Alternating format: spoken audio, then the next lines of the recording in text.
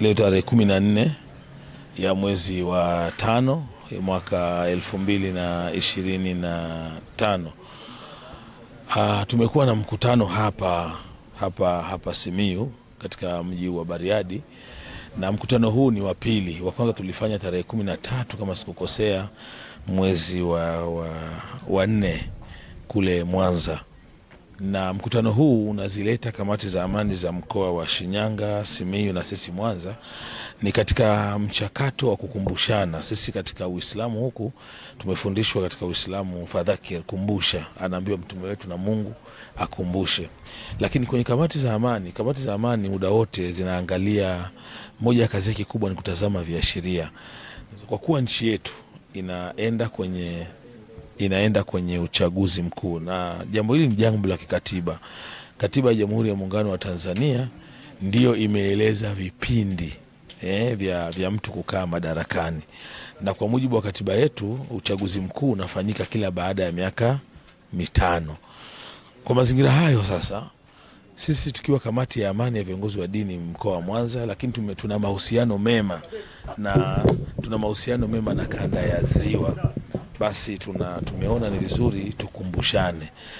Kwa hiyo leo tuko hapa kwa maana ya kukumbushana, na tumeona njia tupite kwenye njia ya tunu za taifa. Kwa mujibu wa nchi yetu ziko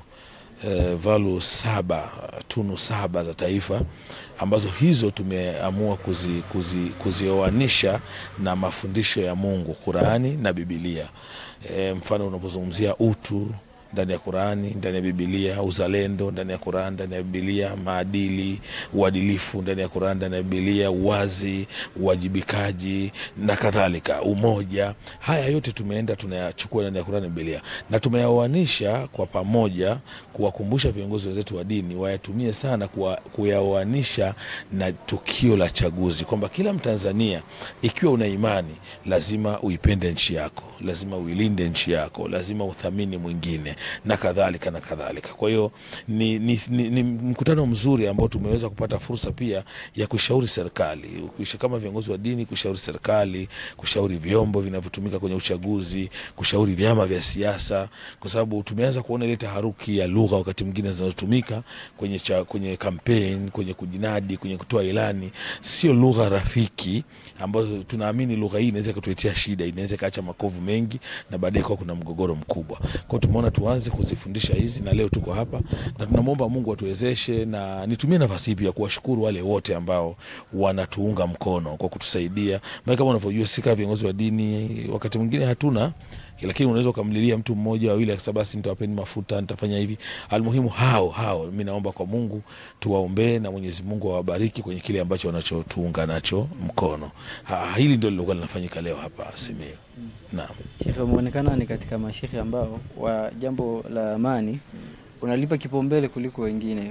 Labda kwenye maisha yako kuna athari zote ambazo ushakuzipata zaidi ambazo zikakugusa mpaka unazungumzia ile jambo kwa namna hii? Mimi ni Mtanzania, na nikiwa Mtanzania ninavyo vitu ambavyo naviona kama ni kipaumbele. Hilo la kwanza.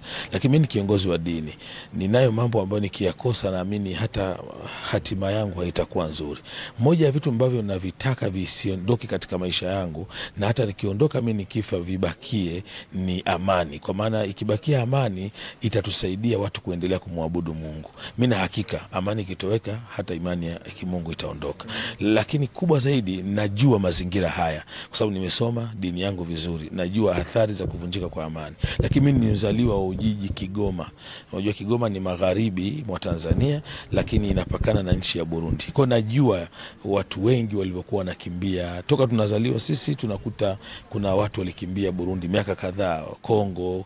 Mtakumbuka Kigoma ni mkoa ambao umehifadhi wakimbizi wengi. Kwa najua ile hali ya vita inapotokea au machafuko yanapotokea. Kwa sasa ninapokuwa na hayo matatu, ni kiongozi wa dini, nina ujuzi wa kuielewa dini yangu, lakini nina mambo nataka yaendelee kuwepo, mapenzi ya kuipenda nchi yangu, lakini hali halisi ninayoifahamu, ninajikuta nasimama bila woga, bila kurudi nyuma, hata kuhakikisha kwamba amani inadumu katika nchi yetu.